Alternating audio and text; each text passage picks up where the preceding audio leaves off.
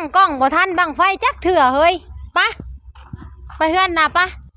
ไปวันเกิดน้องการก่อนพ่อเพิ่นมาฮอดแล้วบ่พ่อบอยมาฮอดแหละไปวันเกิดแฮปปี้เบิร์ธเดย์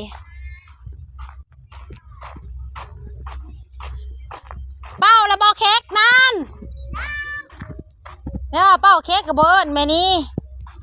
สบายดีจ้าพี่ทุกคนคุณแม่สบายดีสบายดีพ่อแม่พี่น้องอย่างหมัดผมไม่มีค่ะคุณน้องยายดาวเด้ยายดาวบ่มียางอัดผมบ่เอาออกมาให้แน่เพิ่นคืองามแต่สู้เลิศแทะคือเลิศแทะเป็นยังก็ไปเลยเดี๋ยวนี้นะแป้น้ำแข็งผู้ใดแป้น้ำแข็งน่ะโอ้ยใส่คนขี้เมาไปเลยแหละตะบามีกว่าเรากินตั้งแต่เช้าแต่ดึกโพ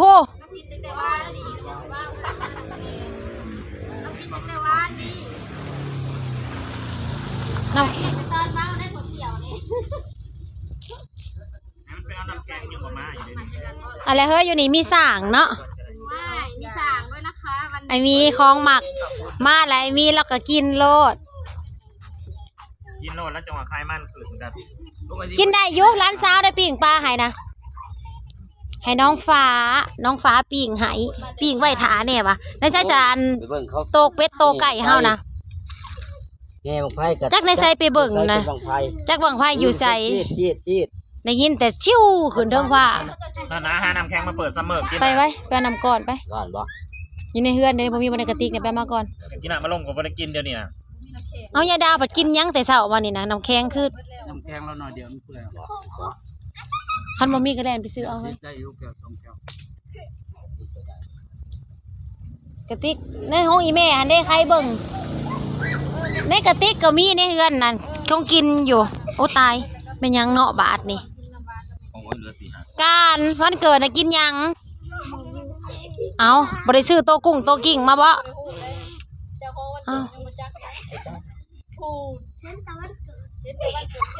เค้กได้ซะมีกุ้งค่ะมีปลาหมึกงานนี้แล้วสำสิกินเนาะโอ้จะอีหยัง2คนนี่ก็ได้แต่ว่าก่อนอื่นให้เด้บังไฟขึ้นอีกเลยได้ยินแต่เสียงพี่น้องเอ้ยจักอยู่สิได้โตคนน่ะเป็นตาสะอ่อนเนาะบุญบั่นคันตาจานเสียงบังไฟขึ้นตัวตาหากจักอยู่ไสบังไฟคนหอบ่ไปเบิ่งเขาไปเบิ่งเขาอยากไปเบิ่งเด้อนางอยู่ไสเอ้าอยู่ในมองงานใกล้ศาลเจ้าปู่น่ะเด้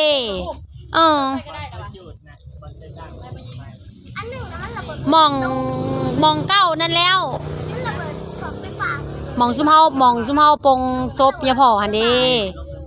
ไปเด้อบ้านเขาที่24 25งานบุญไปเขาจัน2 มื้อ2 คืน24กับ25มีทั้งหมอลำมีทั้งวงดนตรีเดือนนี้บ่เดือนนี้ไป24 25ว่างอยู่ได้สิพาเขาไปมีแต่ฮอดแต่15แล้วก็27แล้วก็29 30มื้อ29จะได้อย่างเดียวเนี่ยที่แม่กำแพงบางบ่ตัวเองผู้บ่าวโอ้ยสิเห็นยังก็เจ้าอยู่เฮือนเขาพูนบ่ได้มีแต่รถเขาจอดแล้วผู้บ่าวเฮือนแซ่บอยู่บ่ร้านข้าวปุ้นนะเฮือนน่ะมาข้างกำแพงนี่ว่าป้าดาวเอ้ยเลาะขึ้นมาแต่เฮือนเซาจิ๋วพี่น้องเอ้ยมาฮอดนี่กะจบคลิปไปเพียงซ้ำนี้ซะก่อนป้านะไอ้บางขึ้นมาส่งจังหวัดซ่านะไอ้บางน่ะขึ้นมาส่งป้าอยู่พุ่นแหละส่งเฮือนยายเฮือนสวนเจ้าพุ่นแหละรถตู้มาก็ลงรถแล้วก็ลงอันก็ไปหาน้ำหาลุงแล้วเนี่ยคงไปทางไผทางมันพี่พ่อก็อยากอยู่ใส่แล้วเพิ่นก็ไปเลาะหาจีบผู้สาวขายอันกะแลมแถวนั่นแหละน้องก็ได้กินกะแลมฟรีผู้ละจอกสิเป็นวัดกับมื้อนี้แหละมีแต่ผู้เลี้ยงบ่ลงทานลายบ่มีแต่ซื้อลงไปมีแต่ซื้อบ่มีลงทานสุบันก็บ่ได้มา ข้าวปุ้นก็สิเน่า จักไปเต้นเนี่ยนั่นจกปูเต้นเนี่ยนะคักๆเนาะ ลุงค้าเราลงไปทำนั่นน้ำกระปุกน้ำข้าวไหนนางอ่อนอยากกินเราอัดเดือนไว้ น้ำข้าวปุ้นอยู่ตู้เย็นยังอยู่ข้าวปุ้นก็มี ถ้าละมาอยู่โซยบนนั้นนอกเบียร์คืน อืม โซยอัน ป้าคือสิแซ่บแพงลูกพี่เขากินจนเบิดพี่น้องเลยบ่ใหายเสียหายแต่นี่ก็ไข่อยู่ได้โอ้ ตัวนี้เขาเลี้ยง พ่อเลี้ยงอยู่ได้แนวนี้นะข้าวปุ้นข้าวปลาอัดเนี่ยกินแบบว่าน้ำมันก็กินให้หมดเลย ไม่ทิ้งไม่ควงแซ่บ กลางเกือบดิโอเคพี่น้องเจอกันคลิปหน้าก็เดี๋ยวจะถ่ายคลิปให้เบิ่งตอนต่อไปวันเกิดน้องการจะมียางสะพายถ่ายกินเดือเทพไทยการสบายดีปะลุงบ๊ายบาย สบายดีป่าลุง เจ้าของวันเกิดมื้อนี้พี่น้องเลยจักปีแล้วกัน 15 ปีเอ้ยคือ15 ปีไว้สิ จักปีละ 9 ปี9 ปีจ้าเดี๋ยวมาเบิ่งวันเกิดน้องการกัน เขา7 ปี ค่ะพี่น้องย้ายหม่อง อันนี้เป็นแนวกิน มาเด้อเค้กผู้ใดยังบ่ได้มาเอาเด้อ ตะวันนะเอาให้ตะวันเนี่ยลุงมี ใส่ ให้แล้วลุงมาส่งแล้วมาให้แน่เสียมาส่งให้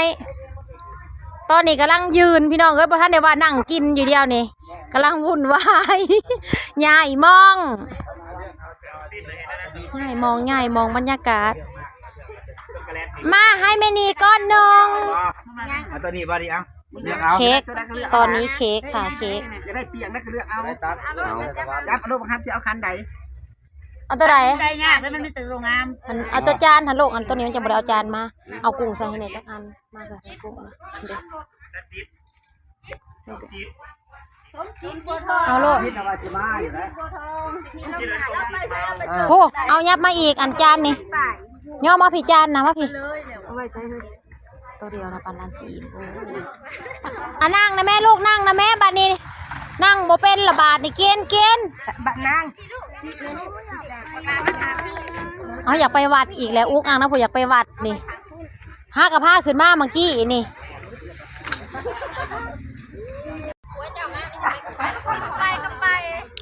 มาพี่น้องในเวลากินแล้ว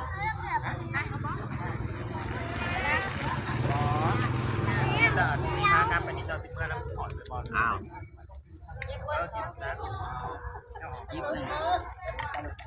หอกยัง น้ำจิ้มสูตรเด็ดมากเพราะว่า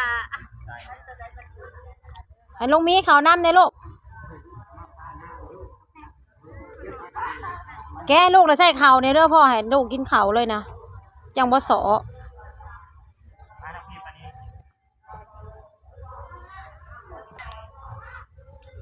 ฮอน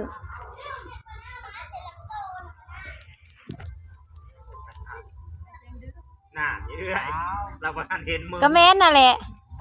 เดี๋ยวมาพ่อใหญ่เดือน เออ ว่าถ้าเอื้อนอ่ะ ผู้บ่าวเศร้าเอ้ย เอามานะแม่อันนะวันนะ จะเป็นหลายคนเราเห็นแล้วเด้อซ้อม เราเห็นอยู่แล้วแน่มาอยู่ว่าถามว่าที่ของเราเมาแล้วขับหน้าใช่ไหม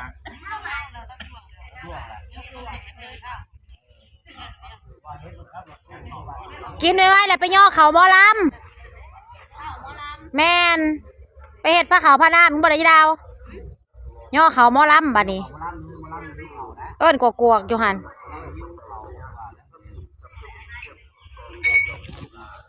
ซัมเบอร์เฮาน่ะไปเอาเนี่ยกว่าผู้2 ขวด 3 ขวดโอเคพี่น้องเดี๋ยวจบคลิปไว้เพียงสำนี้ก่อนเด้อช่องชุปนี้